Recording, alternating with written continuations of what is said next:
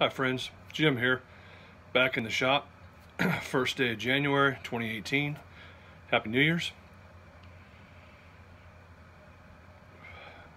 Just wanted to show the good and the bad of pipe making and some realizations that I've had over the last year. So one of them was, well, first of all, let's do some housekeeping. Smoking the bent meerschaum, claw holding the egg. It's one of my favorite meerschaums. Love this pipe. In it, I'm smoking some Gawith and Hogarth Dark Bird's Eye, and I am drinking a little bit of coffee.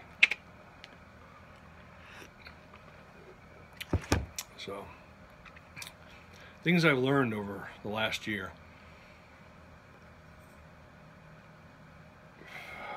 I've learned that it's really easy to get complacent or lazy or forget things. So I know one thing I was having a problem with, and I've been smoking a pipe pretty regularly for the last 4.5 years, and overall for over 20 years, probably 24 years now,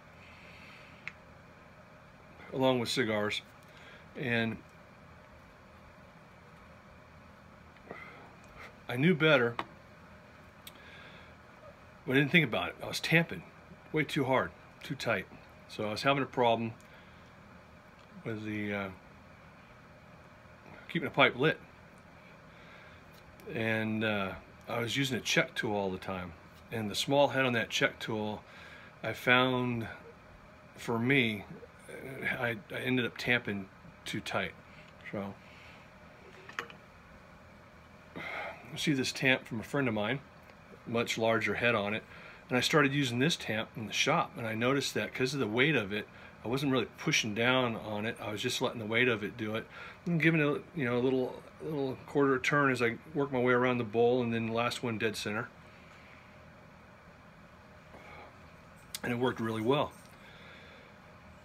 So I thought, I should try some other tampers with larger heads. So I ordered up some of these 8 deco tampers from SmokingPipes.com, and it's a nice tamper. Also has the pick in it in case you need to loosen up the tobacco because you packed it too tight, or to help you when you dump it. And it has an even larger head than the other tamp, and I found this thing really works well. So, number one, tamping.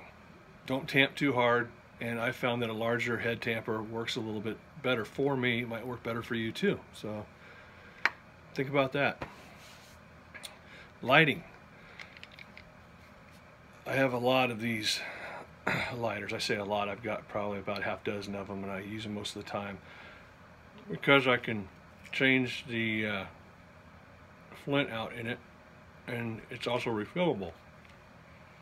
It's a workhorse, works very well, and it's angled. So I found with this lighter, and pretty much any lighter, even with Bics and Old Boys, I tend to ram it down into it, and that flame's being pushed under pressure. So when you're putting it down into that tobacco chamber, it heats up a lot more than a match. So lately I've been using, especially inside, I've been using stick matches, and it seems to work better for me. I get a more even light, I get a cooler light, and it doesn't burn my tongue as much, especially when I start getting down towards the bottom of the bowl, second half of the bowl.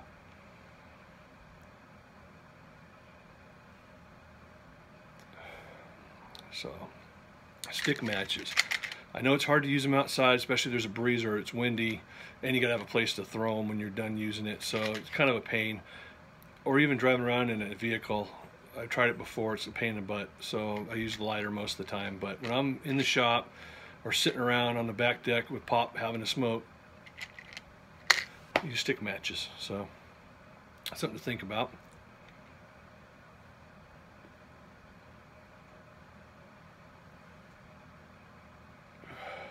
Pack in the bowl. I found that most of my bowls are kind of charred around the top, and I started thinking about it. And when I packed my bowl, I was packing it all the way to the top of the bowl and lighting it up so I could get as much or as long a smoke out of that pipe as I could. And I started smoking some smaller pipes, like this Bones Prince is a smaller bowl.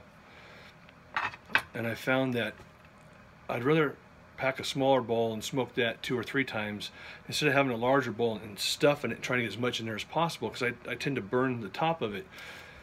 So with the larger pipes, I started packing it to where it was about 2/3 to 3/4 full and smoking it. And I've noticed that I've stopped charring the rim of it as much. So that's another thing to think about. Don't pack it all the way to the top. Have a nice, even, semi-loose pack, about 3/4 full, and it should keep you from burning the top of your pipe. So that's something else to think about. It worked for me.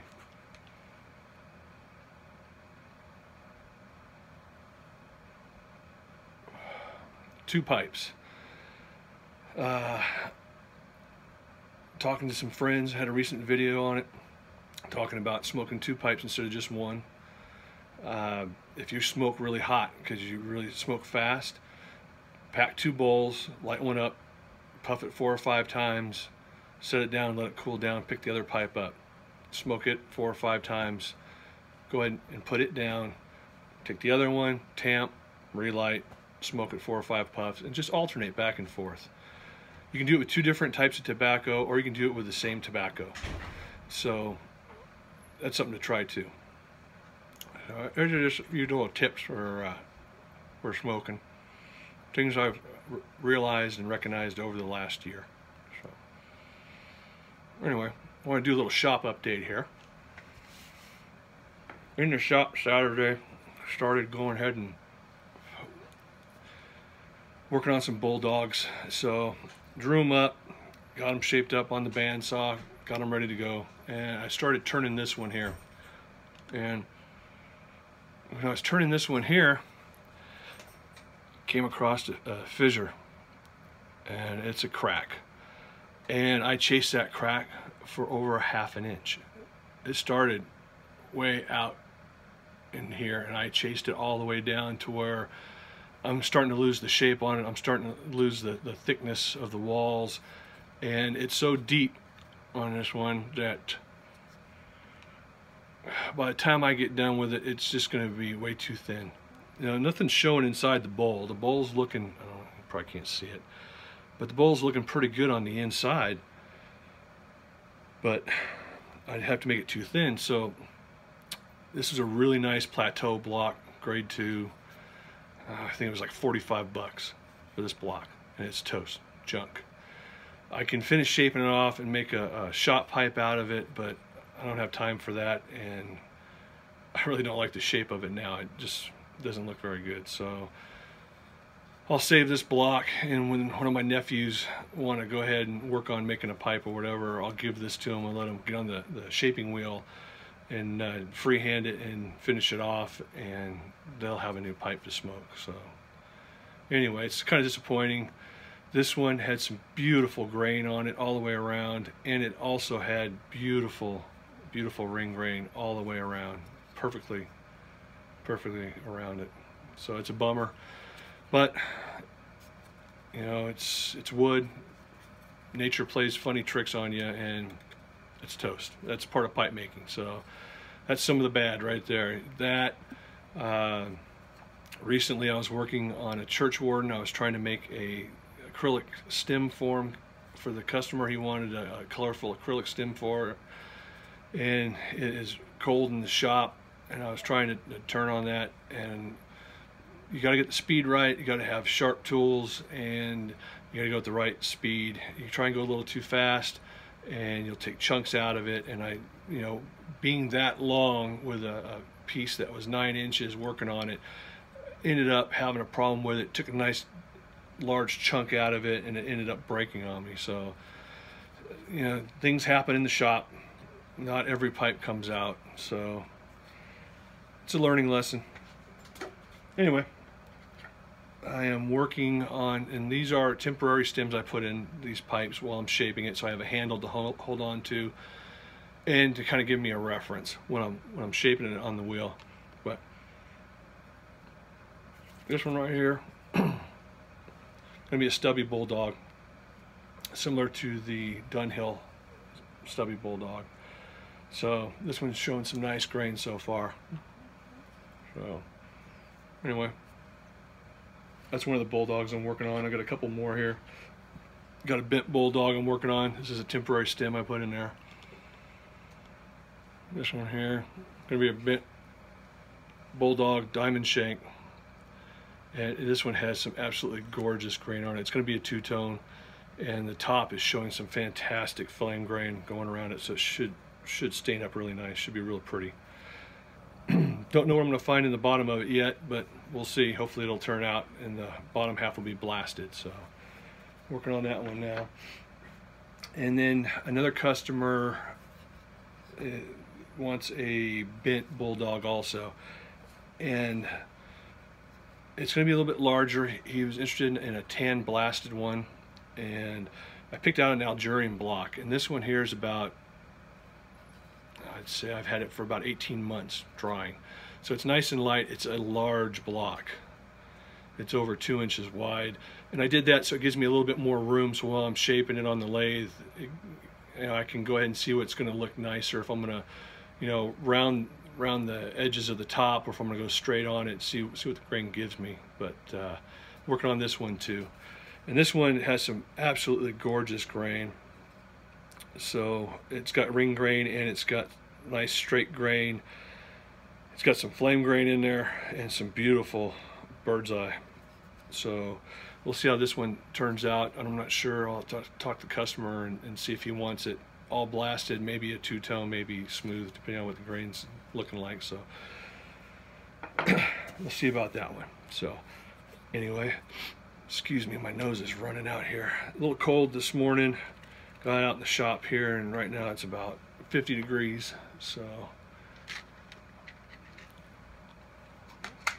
just gonna do a relight here real quick. Getting to the bottom of this bowl.